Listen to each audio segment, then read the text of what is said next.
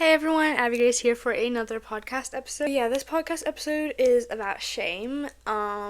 So we'll start with favorite things. What is my favorite thing? Oh, yesterday, I went to Starbucks and I got a drink and it was so yummy and I loved it so much. It was fun. And it was nice. Summer has been pretty restful. I've enjoyed it. My brain's kind of been a little bit off though. I feel like I've been trying to get into routine and do a schedule, but make summer fun, and it just has, been kind of hard for me. I feel like I've just been really tired. So that's okay. Prayer requests. Honestly, I don't really know if I have any. I just really hope to grow in my faith this year. And that's. I don't really know if I have any prayer requests, except just past prayer requests, I guess. I don't really know.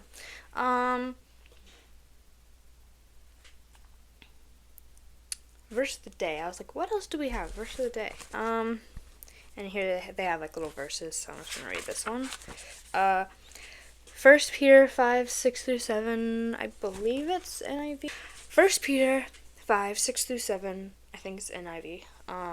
Humble yourself, therefore, under God's mighty hand, that He may lift you up in due time. Cast all your anxiety on Him, because He cares for you.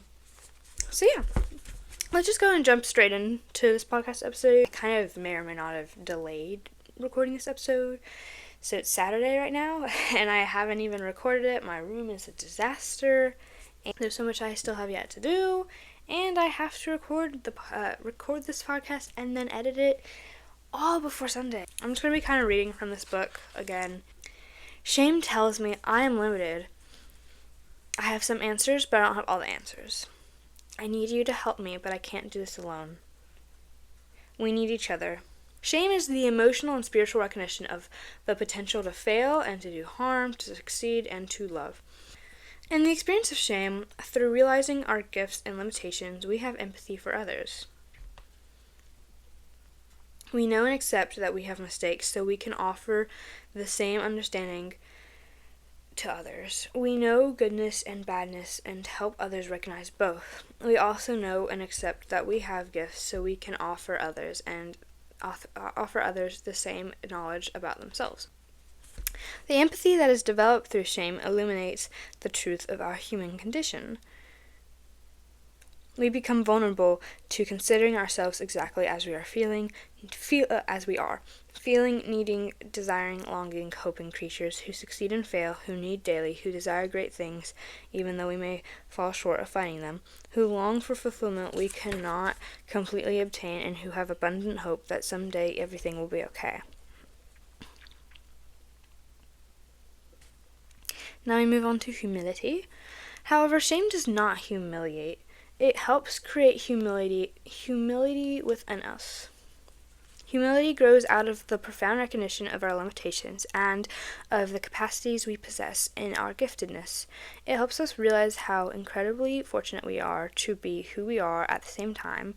It shows us how deficient we are without others and God to help us live fully.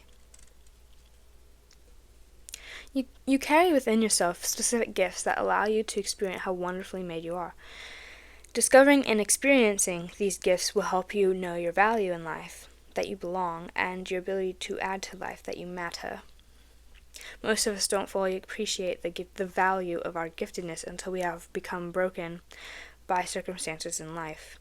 In brokenness, we are offered the opportunity to see our powerlessness and neediness. These painful circumstances often break us of our pride-filled defiance against needing and breaking us of the fear that a lack of power will result in rejection.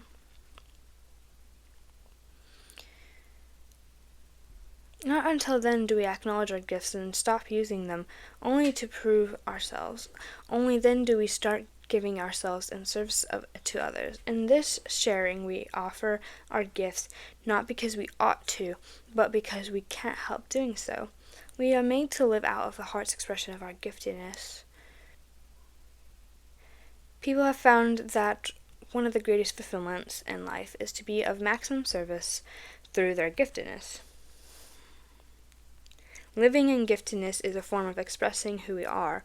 When we actually live as who we are, three things happen.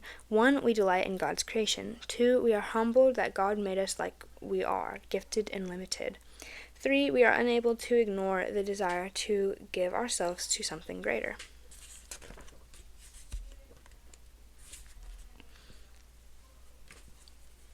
In delight we find joy. In humility we are grateful. Being unable to ignore our desire to serve can be tremendously painful. Until we let ourselves pursue that desire, we will feel emotional and spiritual pain. Yet in the pursuit of that desire, we are willing to go through great pain in order to have our desire fulfilled.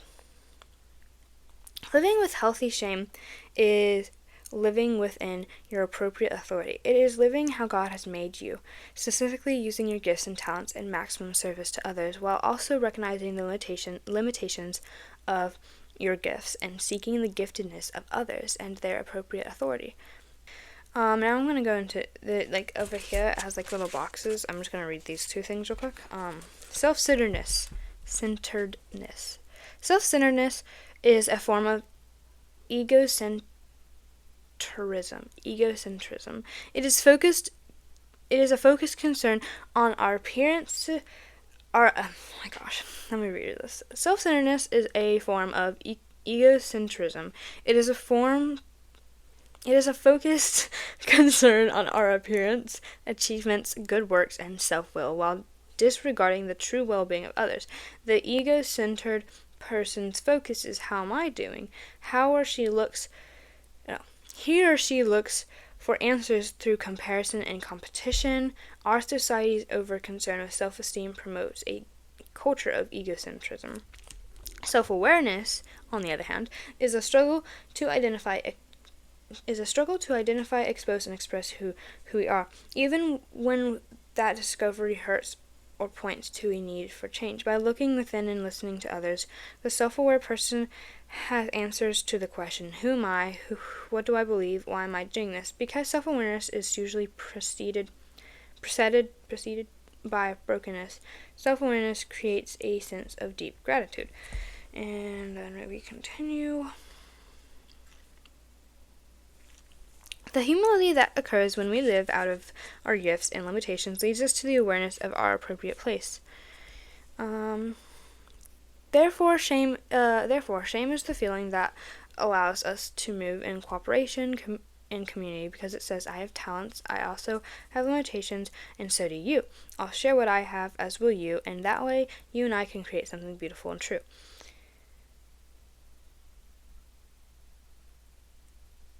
The greatest achievements happen through this kind of cooperation rather than through competition. Shame is the feeling that first brings us into relationship with ourselves, because it makes us conscious of our incompleteness.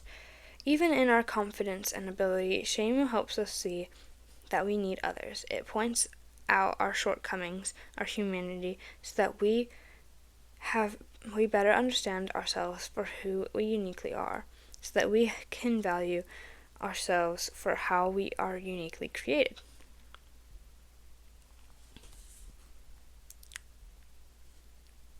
Despite all our shortcomings, we are quite capable and competent, sometimes even extraordinary.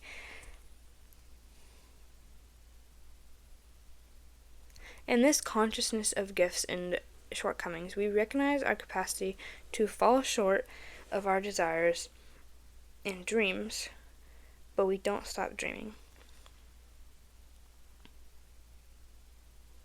Another gift of shame is that it keeps us from worshiping ourselves and our giftedness. We recognize our gifts and are grateful for them, Shame tells us that we will always be people who are capable of harming others and failing. No matter how much we wish to be loving, good, kind, and talented, we will continue to fall short of pure desires.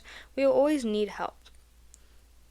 While shame tells me about myself, the self-recognition also tells me about others. This sensitivity to empathy is called conscience.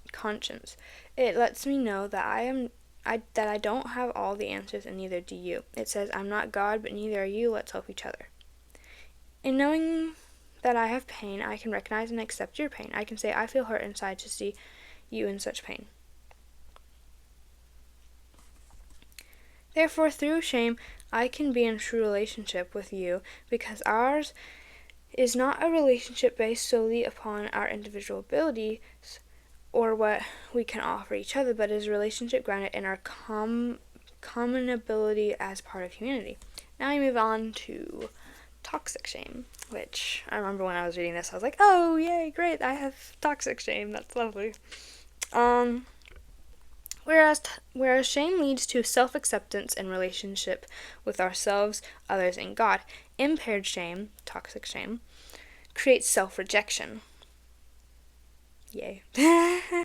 In impaired shame, we have learned to equate humility with humiliation, failure with uselessness, and inability with worthlessness. This experience makes healthy shame toxic. Our shame has become so distorted that it is unrecognizable as a helpful relationship. Rather than leading us to acknowledge our neediness, toxic shame entangles our hearts, tightly binding them up, because we can't experience our natural place. We believe we should hide who we are, and we center our lives on doing so.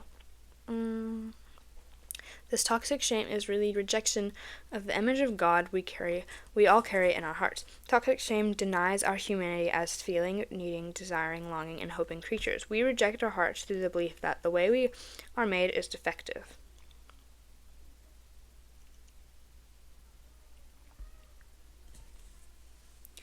Impaired shame comes from our pasts. We've learned for survival's sake to hide, reject, or minimize our hearts. If significant people whom we love insist or need for us to deny our heart's content, they poison us with toxic shame. Those who are capable of teaching us self-rejection are almost always people we love. Everyone I have ever met, this is him talking, everyone I've ever met who has this impaired state of shame received it from those who had power over his or her heart. Toxic shame helps us deny our natural condition, that we are left with anxiety, dread of what will happen, and a demand to control, struggle to keep others away from our hearts. In healthy shame, we say, I'm limited, which leads us to ask for help. In toxic shame, I am limited becomes I am a mistake. This poisons the truth of our hearts and focuses us to go it alone.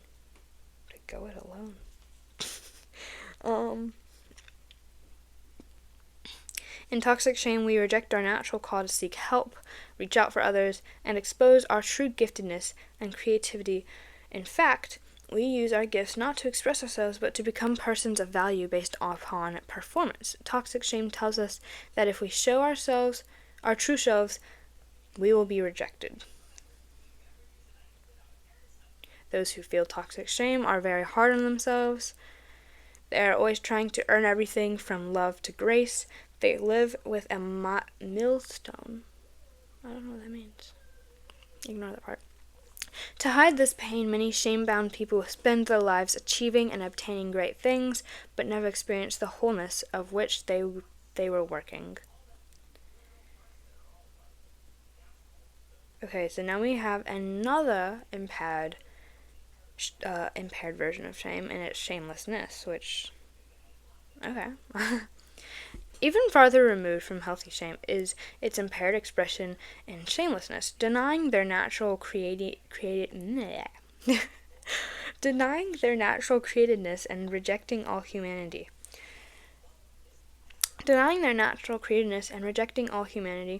Shameless people act as if they are incapable of being at fault. or as if only they are allowed responsibility for problems. Shameless people behave in... I don't know what that means. Never mind. Shameless people instill toxic shame in those who love them and are vulnerable to them. Parents, coaches, teachers, pastors, physicians, and others have great responsibility to live lives of healthy shame, seeking forgiveness for shameless behavior. These same people have great responsibility also for breaking the bondage of toxic shame, which demeans the marvelous beauty of how God made us. So I guess shamelessness is like denying how you've been made. Oh, shameless people act as if they're incapable of being at fault, or if they're allowed responsibility for problems. So they're basically kind of like, I'm better than everyone, and it's not my fault. I've never made a mistake in my life. That's kind of shamelessness, I guess. Okay, cool. Yeah, I don't experience that. I experience toxic shame. Yay, that's so fun. Healthy shame is an admission. Healthy shame is an admission of the truth, awakening vulnerability and your limitations and competency, and your giftedness. Words don't process in the brain. The gain of healthy shame is that it helps you live in intimacy with yourself, others, and God through the development of humility. Feeling shame allows you to recognize the commonality among all people, accept differences, and accept your own limitations. In this humility, you recognize that life is a journey of progress, not perfection. Healthy shame helps you recognize that in your humility, you can offer mercy and forgiveness because you are as capable as anyone of being wrong and causing pain. And healthy shame prepares you to accept love as a gift and become loving as a result. So let's just move on to the personal reflection questions. Question number 1. Have life's pain and problems ever humbled you in a way that you see as beneficial? If so, how? What do you feel about these experiences now? Question number 2. You may pause the video if you need. But question number 2. What experiences and circumstances in your life have caused you to experience brokenness? Have these events caused you to reach out for help? If so, to whom did you reach? If not, what stopped you? Question number 3, or 5 in this case, but we don't care. It's going to be question number 3 for us. Do you equate needing others and God with being weak? Explain. Question number 4. And that is the end, and we have guilt next week. Literally, I just basically read the entire chapter to y'all. So that was the shame chapter. But yeah, so if you have any questions, let me know. If you have any prayer requests, favorite Bible verses, favorite chapters of the Bible, favorite things. Yeah, just comment down below and subscribe, please. And honestly, I think that's it. I hoped this video helped you. I know I was just kind of reading it. I didn't really have much to say, honestly, but I'm excited to finish this emotion series because I'll get to, dive deeper into other things. Like, I might want to talk about my personal problems with social media and how it's affected things, like my Bible time, for example. And then insecurity, I might have one about that because I feel like I've gotten insecure. And then, living fearlessly, having joy in all circumstances. I want to kind of do some videos on that kind of stuff. So tell me what y'all want to see when this series ends. And when this series ends, tell me which video was your favorite out of the emotion series. And then, yeah. So that's it on the shame chapter. I hope y'all have a great week. Next week's is on guilt. So yeah, y'all have a great week. Bye!